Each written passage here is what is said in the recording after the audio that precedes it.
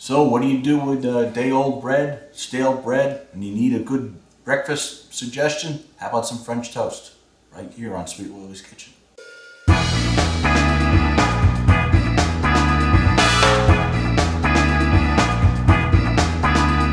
chefs, how's it going? Welcome to Sweet Willy's Kitchen. I hope all is well with you, and it's breakfast time. We're going to make ourselves a little breakfast. One of my favorite things that I learned how to cook when I was a kid was French toast. And years ago, we used to just use whatever sliced bread we had, and then we discovered full loaves of what this is. This is an egg-based flour bread called challah. Very popular in Jewish cuisine. See them in your delicatessens. They call it challah, C-H-A-L-L-H. And this stuff is great, and it makes the best French toasts. In fact, some of the best diners in New Jersey use this type of bread for their French toast.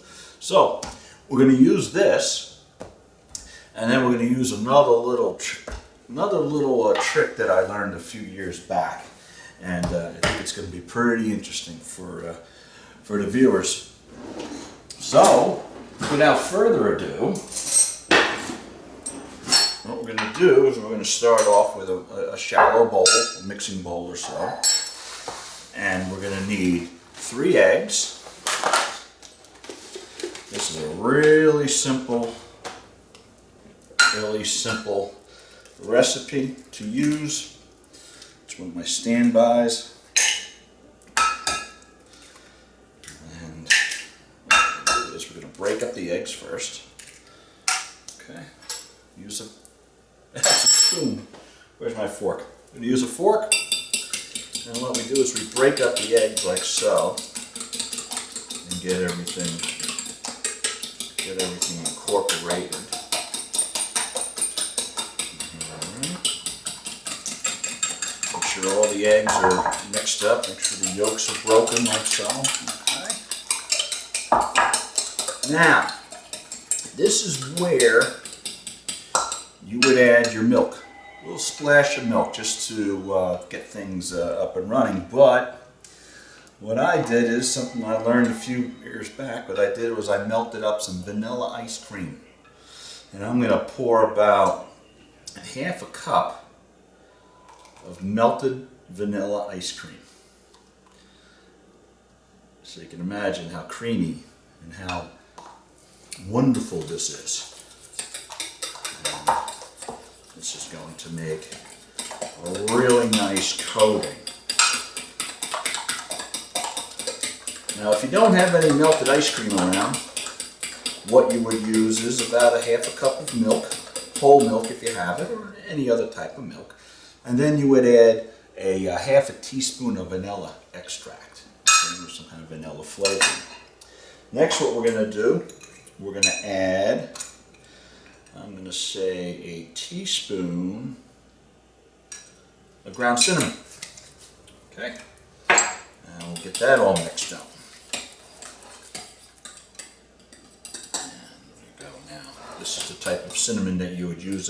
I heard of this thing called the cinnamon challenge, and I hope no one's ever tried that. That doesn't look too pleasant. So that's where we are with that. Okay, so while this sets, we're going to let this set and rest for a bit. We're going to slice the bread up into some pieces. All right, I would say a nice thick slice, about 2 fingers wide. Okay, we go 2 fingers wide with this stuff. And we're going to cut these pieces. We're going to make 2 nice pieces. Now I've got the griddle warmed up. 2 nice pieces. Look at that nice yellow color. Really good stuff. And when we get back, we'll take it over to the grill and we'll show you how we cook. Okay, so we're at the grill. And we've got our egg mixture here. See if this works better. Yeah, we got our egg mixture over here. And I'm going to get our bread. Essentially what we're going to do is we're going to take 1 slice of bread, let it sit for a count of 1, 2, 3, 4, 5. I'm going to flip it over for 1, 2, 3, 4, 5. I'm going to put that on the griddle.